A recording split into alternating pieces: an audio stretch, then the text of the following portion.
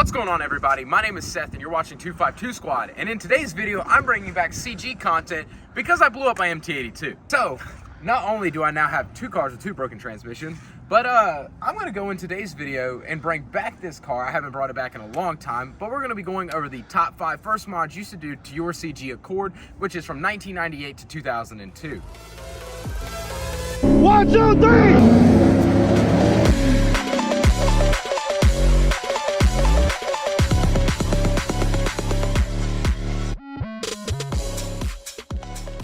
Alright, so starting off, I'm going to go with the simple thing. So this is debatable. The first one and the second one is pretty debatable. The first one I'm going to go with is wheels and tires. A good set of wheels and tires really set these cars off. Most of them come with a very grandpa spec sizes. You got 15s, 16s, and 17s, and they all look like trash. You can fight me. There's a good set of Acura wheels you can put on it, but the factory Honda wheels to me just don't look that great.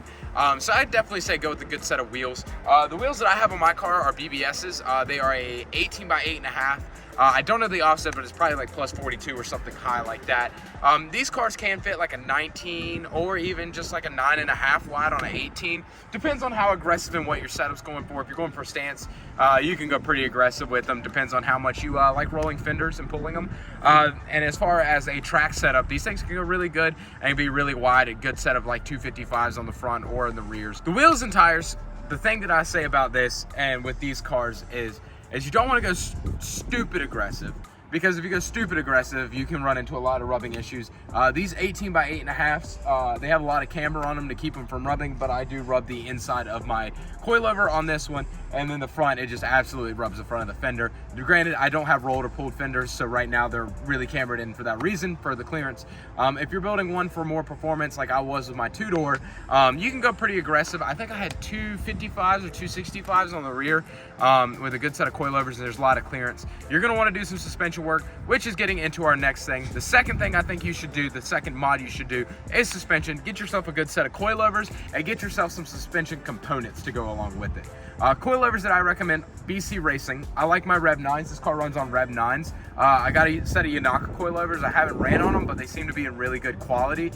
So no issues or complaints there. The other suspension supporting mods that I want to talk about is upper control arms and lower control arms for the rear, as well as camber arms. Front upper control arms are almost necessary if you want a good track alignment or just good stance alignment. These things come with adjustable upper ball joints that allows you to adjust the front camber, as well as the tubular arms typically seem to be a lot nicer than the factory ones and allow a little bit more clearance up front. Now the rear camber arms are pretty simple and easy to put in. They're just a bolt, they just adjust, and that's what allows you to adjust your rear camber. But you're probably gonna also wanna get rear toe arms as well, which are the lower control arms. Those are gonna help you as well with your alignment, track spec, as well as stance, because you don't wanna lower it down and then have a funky alignment and then eat through tires like crazy. So the third modification that I think you should get into with your CG Accord is an exhaust setup on it. Now I know J-Series guys and F23 guys, you got a little bit different of options there as far as that goes. The reason I'm standing in front is because mine doesn't have an exhaust because it's super low and it rubs really bad and I cut it off. Don't do that though, I promise you it doesn't sound good.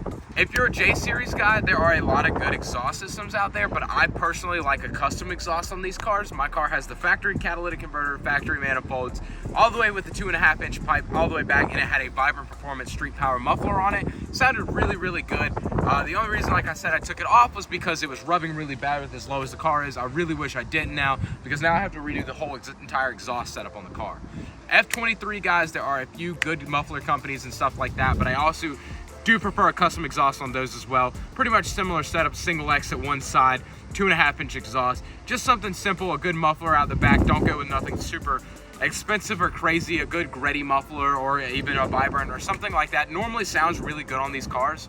I'm not dissing aftermarket exhaust companies. I just know that they're getting more and more rare to find and more pricey for some reason. And to me, just putting the money into an exhaust setup on these cars is not very worth it. I just think that it needs an exhaust setup, because without it, they still feel like such a grandpa car.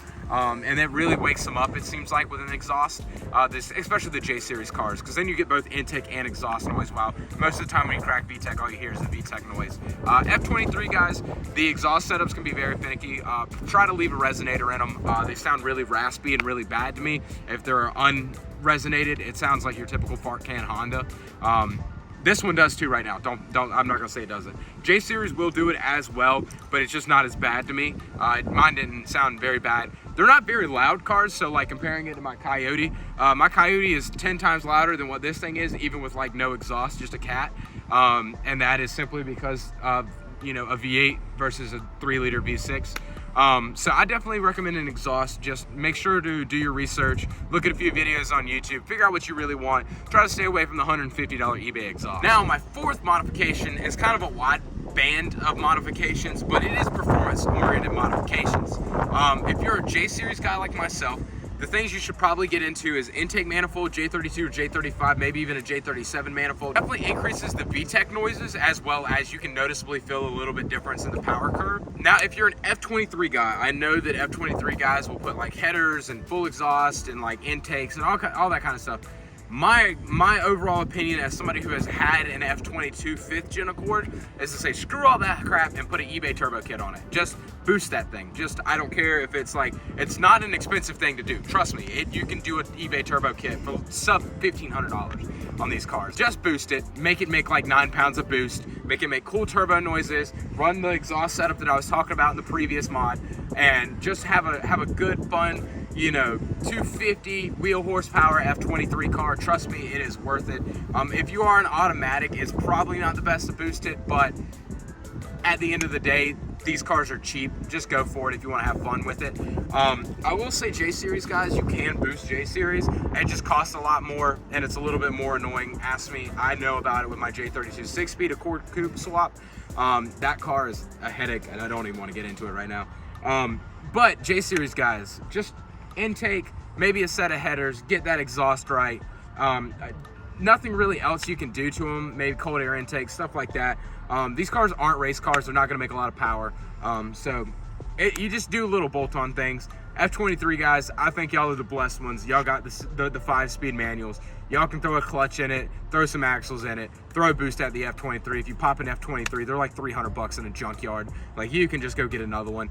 You can H swap them, stuff like that. The 4-cylinder gives you a lot of options. These, you pretty much got to go J32 or J35 with a 6-speed in them, which I have one for sale, so if you need one, here's my Instagram, DM me, I'll sell you. I have 2 6-speeds.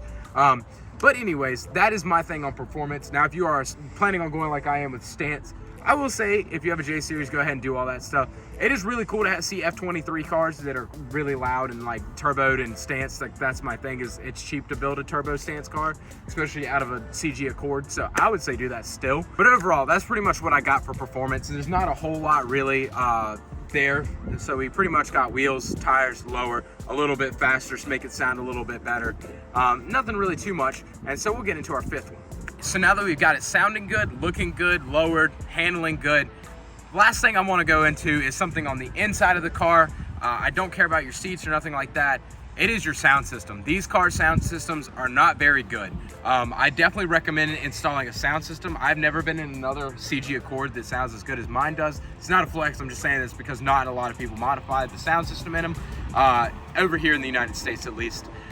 So this car has a custom head, or not a custom head unit, but it's got an aftermarket head unit, and it's got a full Sony X-Plow sound system. Now, the sound system from this car is probably from like 2007, 2008, 2009. So it's definitely not new by any shape or form, but it is a lot better than the factory ones. I have been in a few factory head unit cars and factory speaker cars, and man, they are terrible. Like, I don't know how y'all drive these things around with a factory sound system in them. Please just go to Walmart and spend $300 on a sound system. It's not that expensive and it's not that bad, and it's something that makes the car more enjoyable to drive. Now, if you are kind of more sports performance oriented and you don't care, your sound is the exhaust or the intake and all that stuff, that's understandable, that's completely fine. If you're a guy who's stancing one of these things out and lowering it down on its nuts, it needs a sound system, because I can tell you this bad boy right here, I just would crank the volume up to just avoid hearing the sound of the exhaust and the frame rails dragging the ground everywhere.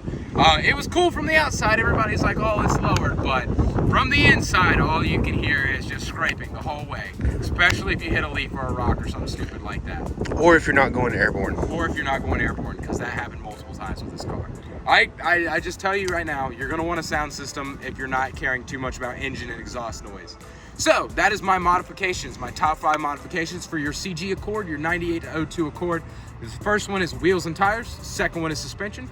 Third one is the exhaust system, fourth one is performance, and fifth one is the sound system. Really simple, really cheap. I mean, all in total, to do all that much, you can be looking at anywhere between $3,000 to $6,000. If you're going really, really bougie baller, you can probably get up past $15,000. But you don't have to break the bank to have fun. These cars are really cheap. You can enjoy them so much, so much. Like, I will argue right now that if this car was running and driving and the transmission was fixed, I'd probably drive it almost more than I'd drive my S19750, simply because the drivability is way nicer on it than my race car S19750 that I blew up the MT82 in, because I suck. But anyways, guys, that's pretty much going to be all for today's video. Thank y'all so much for watching. If you did enjoy, make sure to like and subscribe. If you want to see the build series on this car, I will leave a link in the description down below to the entire playlist and build series of it. It was getting ready to come back, but like I said, I broke my transmission in that car. So there's going to be another video out on the channel about that. But anyways, guys, I hope you enjoyed. Please have a great rest of y'all's day. I'll peace out and see you next time.